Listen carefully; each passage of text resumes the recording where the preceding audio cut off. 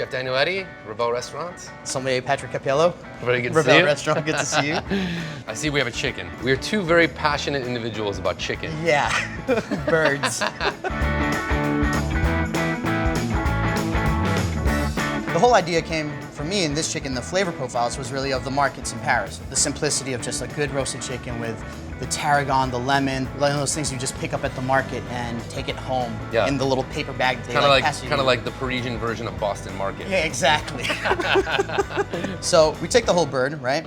Here is what you're looking at as a whole chicken, but if you begin to sort of peel it back, and you rip these things out, and then you're deboned. Normally you're using a knife for all that, though. That's not. No, just willpower. just That's pretty impressive. I feel like I could do that. So now there's no bones in that whatsoever. There's no bones. We take all these and we roast them off, and we make your old school jus. Ultimately, you have this strong chicken sauce, which is full of flavor.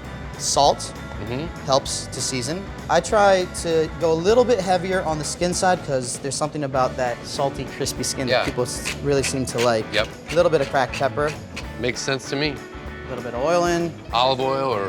Grapeseed oil. Now, with this, the one important thing is making sure that when you lay it down, the skin is nicely spread out, that you have a nice pan that's gonna capture the whole bird. Right. Now that we got that going, we're just gonna turn the heat down.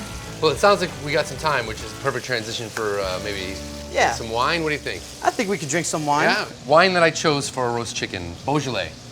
Beaujolais and roast chicken. For me, that's like as American as French fries and mayonnaise, you know? It's perfect. What better thing? Marcel Lapierre, one of the probably 5 greatest producers of gamay in the world. So gamay, the grape here, Beaujolais, the region. This is the Cru Beaujolais village of Morgon in 2013 vintage. So a perfect selection to have with roast chicken. It's definitely the thing that I crave most. So anyway, let's get in and get a taste, and then we can get back to the important thing, cooking, right? Well, there we go. I don't know. Santé. Santé. It's great, right? So fresh and bright. It's nice because there's also the association that you always have to like, you know, with chicken, it's like white wine because of the association of color. It's like, but here it's like, you want something like this to offset it all, and it's light enough and forward enough that it just kind of stands up to it well. It's definitely the white wine drinker's red wine. Maybe that's the best thing to call it. So you periodically want to check the bird just to make sure that the skin is coming on along nicely. See here that we're beginning to get, you know, this nice sort of golden brown. See how that's getting nice and glassy? Yeah, I would have thought that it would have been a lot darker at this point because it's been in the pan for a long time, but it's that, you're saying that low heat that's really doing And what's it. also great to see is like if you look at the edges, you can see sort of the transfer of the heat of the bird. Like it's just coming up slowly. Right. So here is that chicken fat and potatoes. While the chicken is going, we'll take the potatoes out, put a little bit of rosemary in there too, because you know that's real tasty. Yep. And now what we're gonna do, we're basically gonna fry them. So in effect, it's kind of like fried potatoes in chicken fat. You know, just like what I grew up on. Yeah. Just like Mama used to make. Just like Mama used to make, huh? I believe that with any protein too, you should have some greens. So the greens that we have here is sorrel. The sorrel is great. It's acidic. It's a tough green. The other thing that I always associate with chicken is lemon. Yeah. And one of the things that now you're talking my language, lemon chicken. Yeah, like lemon chicken, like exactly. I had to bring it back home. I had to do it. So what we do here is we make a little lemon preserve. But what we do is we chop it up into like this little hachée. So balance of fat and acid, it's an important thing. Absolutely. We'll take a look at our potatoes, and that's what the great potatoes. Color, yeah. Yeah, you see that? Like, yeah, it's a great. So it's like, and see how it's like beginning to bubble up and get kind of like crispy on that side. Yeah, that's what you're going for. That's what you're going for. Yep. We have our butter here.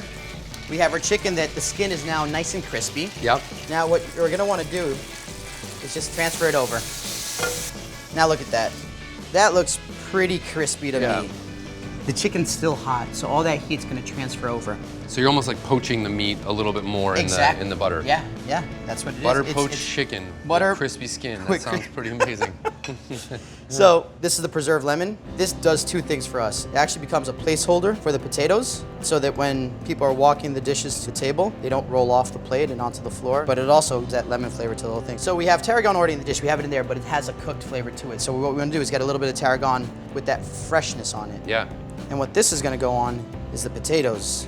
So now the chicken has a bit of that like tarragon flavor. The potatoes will as well. So we're gonna take it and just sprinkle it in there. You're gonna get these here.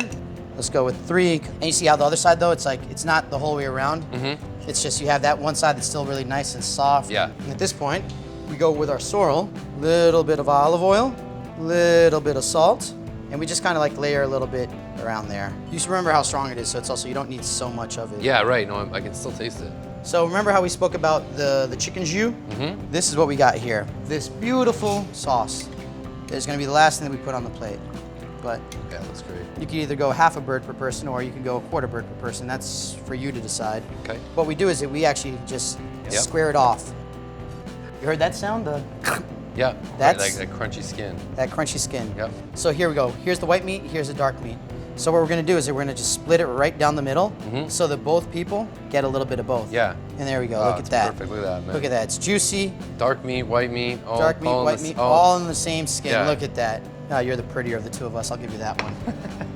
Then for your classic sauce, just put that in there. That's just bringing it home. Well, Cheers. cheers. We get to test the pairing option here, so let's see what you think. Of course, I picked the Let's fattiest swirl. part right there. Yeah, right. The richness of that sauce really like, Brings it all. yeah, like ties it all together. Always the ideal situation, you know, that the wine and the food are both elevated simultaneously. And the chicken tastes like chicken, the potatoes taste like potatoes. The wine tastes like wine.